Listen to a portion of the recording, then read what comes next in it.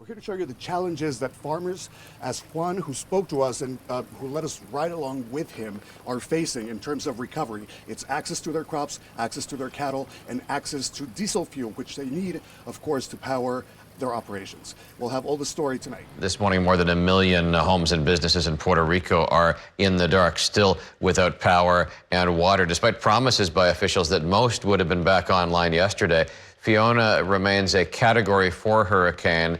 It is churning through the Atlantic, winds up to 130 miles per hour. It's northwest of Bermuda now. A hurricane watch is in effect for that island. Yesterday, Puerto Rico's governor toured some of the hardest hit neighborhoods where there was extreme flooding and in some cases landslides causing widespread damage. New York One's Julio Cesar Garcia met up with some people who are just trying to get basic necessities and struggling to get help because of the storm. I sat with depression, anxiety. Marilyn Gonzalez waited with what she describes as post-traumatic stress disorder for Hurricane Fiona to pass. Wednesday, she came to this small Yobocua clinic for her checkup. Other patients of Dr. Gomez haven't been able to call because the town of about 30,000 residents remains mostly without power and with spotty cell phone service. Patient not have access to laboratory, pharmacy to continue her treatment, and her condition don't worse. My preoccupation, I opened the office to her day. Nestled among the mountains, the region was spared from the massive floods from Fiona, but residents cannot plug in their refrigerators and many do not have clean water. That's where Chef Xavier Lozada comes in, putting his skills to use, making rice and pork stew to feed 100 people. I'm feeling real good because I'm cooking for people with a lot of problems, like me and my family, but we're cooking with love for all Puerto Ricans.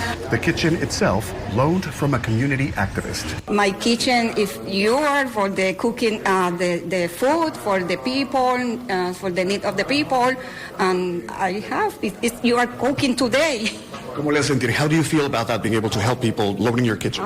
Very fine. I feel nice because I like I want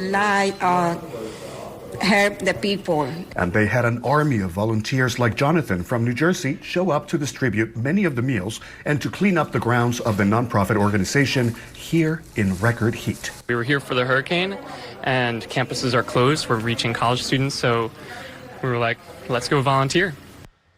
And Julio's with me now from San Juan. Julio, we saw the video of the governor touring some of the hardest hit areas. It has to be frustrating for people to now be this many days later and still not sure when the power is going to come back on. And regardless of who the governor is, it's again promises that are just simply not met. He had said Wednesday the majority of the island would have their power restored, and now as it turns out, it's looking more like the weekend, according to what he said yesterday.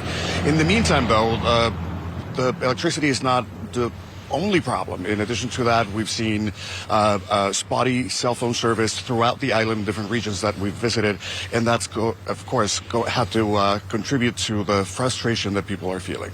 And I think probably it contributes to not being able to coordinate the relief efforts, people not being able to get in touch with loved ones. What are you seeing there? Are people starting to reconnect?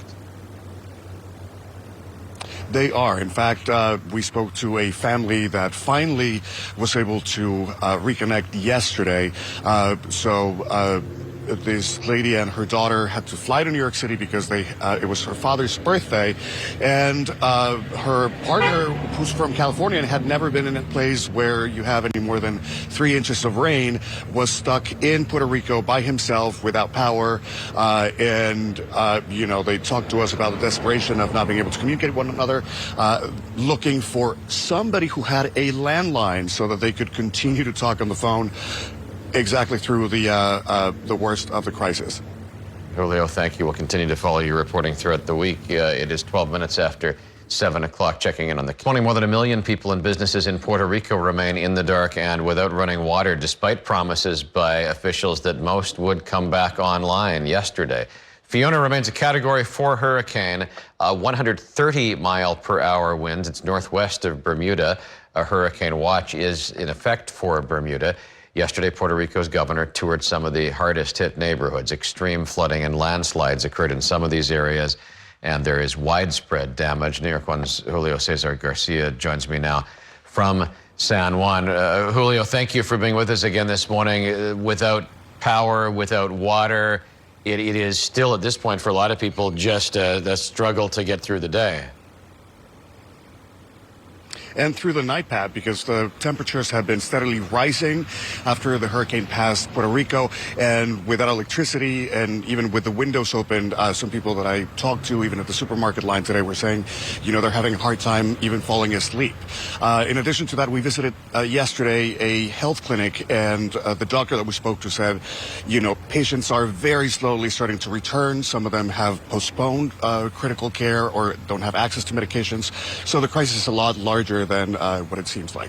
And these are the moments when people step up to help their neighbors in such an impressive way that they may not have much themselves, but they're offering help to a neighbor, they're offering food to a neighbor. There's a lot that people both from those neighborhoods do, and people here in New York who are offering to fly down if they need to help when the time is right for that, offering money to help. Yes, very heartwarming. We then visited, after the hospital, a food distribution center that was really put together on the fly. It was a woman who was part of a nonprofit organization, and she had a kitchen, and then a chef wanted to come in and help. So he came and used her kitchen and was able to put together meals for about 100 people. And we spoke to volunteers coming from the New York area who were here during the hurricane and decided, well, we may not have power ourselves, but we have we're inspired by what we see to do something and help. So they went and distributed those meals, and then they helped the cleanup efforts in the very grounds of the nonprofit organization, which, just like San Juan right here next to me, has still down trees and limbs and, still struggling to rebuild. I'm feeling real good because I'm cooking for people with a lot of problems, like me and my family, but we're cooking with love for all Puerto Ricans. How do you feel about that, being able to help people loading your kitchen? Very fine. I feel nice because I want help the people.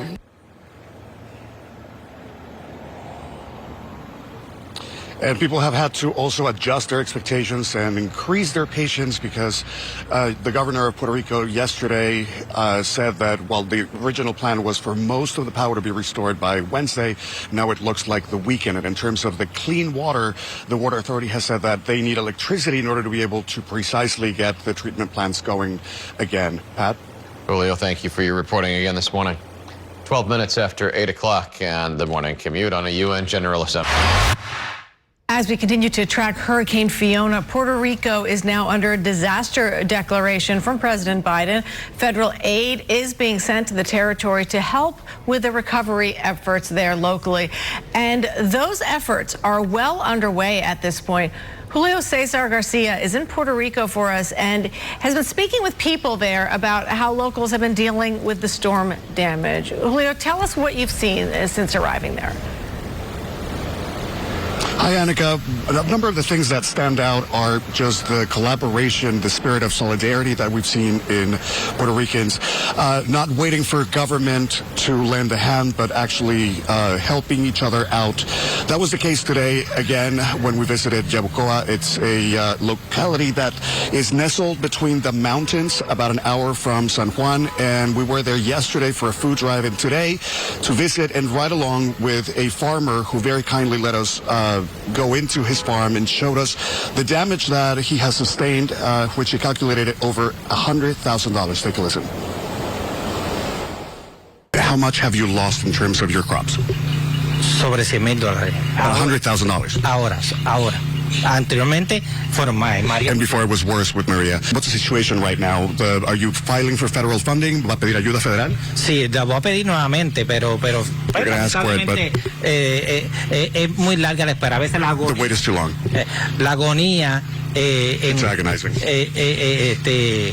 Como nosotros tenemos un refrán que dice que peor es el remedio que la Saying enfermedad. that the remedies worsen the disease. And Jose also said that while it's been difficult to get diesel fuel, which he uses for a generator, he has helped his neighbors by lending an extension cord to an elderly couple that lives next door and to a rehabilitation center for drug addiction just down the road so that they could also just have the basics met while the help gets to their community. Annika? There just seems to be so much need on so many different fronts. Is there one specific way that's the most helpful way for people who want to contribute to the relief effort to do so?